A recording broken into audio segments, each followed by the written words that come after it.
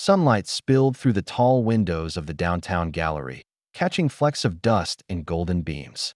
Emma adjusted her worn denim jacket, squinting against the warm light as she stepped over the polished hardwood floors. The clatter of coins echoed faintly from the cafe across the street, blending with the distant hum of morning traffic and children laughing in the park nearby. She had arrived early, portfolio in hand, ready to present her latest paintings to the gallery director. Each canvas reflected months of late nights, espresso-stained sketchbooks, and quiet mornings sketching under the soft daylight in her tiny studio apartment.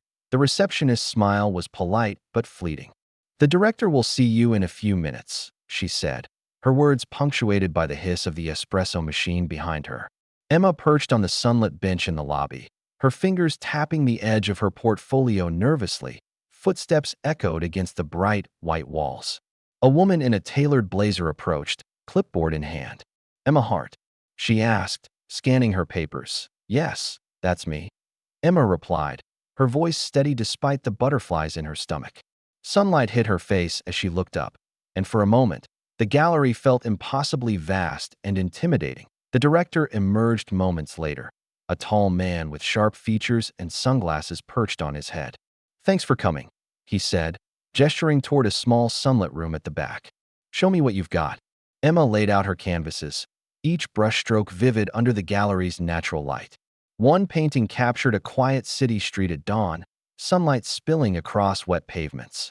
Another depicted an elderly woman sitting alone on a sunlit park bench, dust motes floating around her in golden afternoon beams. He walked slowly, pausing at each piece. Emma held her breath, sunlight warming her shoulders, dust motes dancing around her as the gallery door clicked softly behind them. Then he stopped. "This is fine," he said, almost dismissively. "But we don't think this fits the current exhibition." Emma's chest tightened.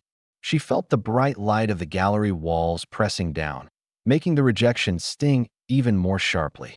She nodded, masking her disappointment, and gathered her portfolio. "I understand," she murmured. Outside, the sun warmed her face as she stepped onto the sidewalk, the distant siren of a bus punctuating the quiet street. She paused, adjusting her coat, watching the light bounce off the windows of the neighboring shops. That it was a small moment of defeat under the forgiving daylight. Her fingers lingered on the edges of her canvases.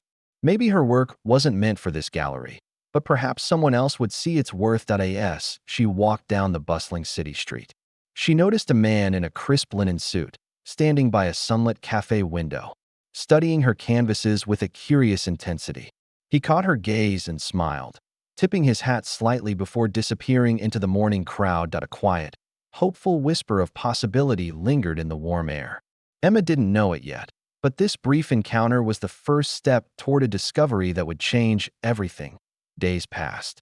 Emma returned to her studio, the sun streaming through her single window, dust motes dancing over her half-finished canvases. She had begun to doubt herself, replaying the gallery's rejection over and over. Yet, each morning, the warm daylight spilling across her workbench reminded her why she painted, for the small moments of beauty the world overlooked. Then, a letter arrived.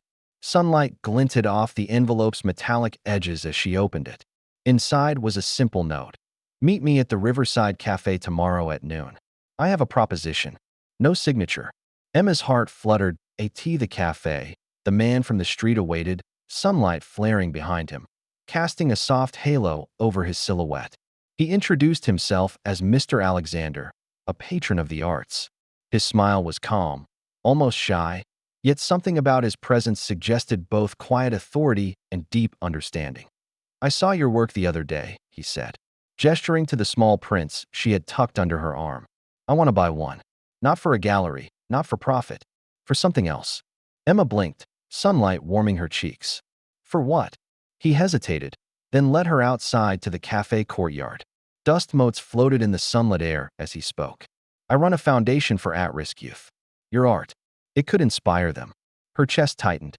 The injustice of the gallery rejection, the feeling of being overlooked and dismissed, was still fresh, but this was different. Here, her work could have meaning, impact, and life beyond the walls of a polished exhibition. Over the next weeks, Emma painted tirelessly, delivering bright, hopeful pieces under the midday sun. Her hands smudged with pigment, the city buzzing around her.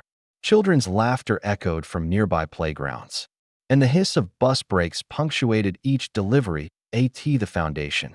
She met the teens whose eyes widened as they touched the canvases, sunlight catching their smiles. She watched them sketch under bright windows, the dust motes dancing like tiny sparks of hope. But one day, tension rose. A rival foundation director questioned her involvement, suggesting she was too inexperienced. Emma felt the heat of the afternoon sun on her neck as she swallowed hard, trembling fingers gripping the edges of her latest painting. Mr. Alexander stepped forward, a gentle hand resting on her shoulder. Experience isn't measured in years, Emma, he said. It's measured in heart. The pivot came quietly. Emma realized the rejection she had feared was not a failure. It was a redirection. Outside, sunlight glinted off the windows, illuminating the courtyard where she had once felt small and unseen. Now, she had purpose, audience, and connection. The daylight seemed to pause for a heartbeat. A long, warm shadow fell across the courtyard, dust motes catching the light. It was a thumbnail-worthy moment. Emma standing, alone but unbowed, bathed in sunlight, ready for the truth to emerge. Weeks later, Emma returned to the gallery, not to plead or protest, but to deliver an invitation. The morning sun bathed the city street in gentle warmth as she walked, portfolio tucked under her arm. The gallery director recognized her. "Back so soon?" he asked, squinting against the sunlight. She smiled, dust motes sparkling in the beams. "I wanted to invite you to see something new." At the Riverside Foundation, the gallery director watched as Emma's paintings adorned the walls. Teens laughed and sketched under the bright daylight, inspired by the vivid worlds she had created. The director's jaw tightened, realization dawning. Her rejection had been their loss, not hers. Mr. Alexander approached, sunlight catching the edges of his silver hair. "Some things," he said, smiling, "are too bright to be ignored." Emma looked at the teens, at the dust motes floating in sunbeams, at the joy in every glance.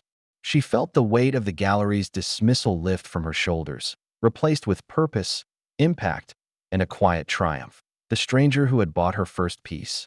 He had been more than a patron. He had been the secret key to unlocking her true path. No grand speech, no applause, just a calm, bright clarity in the warm daylight.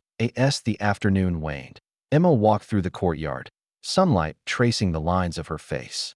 She realized that rejection had not defined her, her art had. And in that daylight, she found not just success, but meaning. Moral: true success is measured not by approval, but by the lives your passion touches.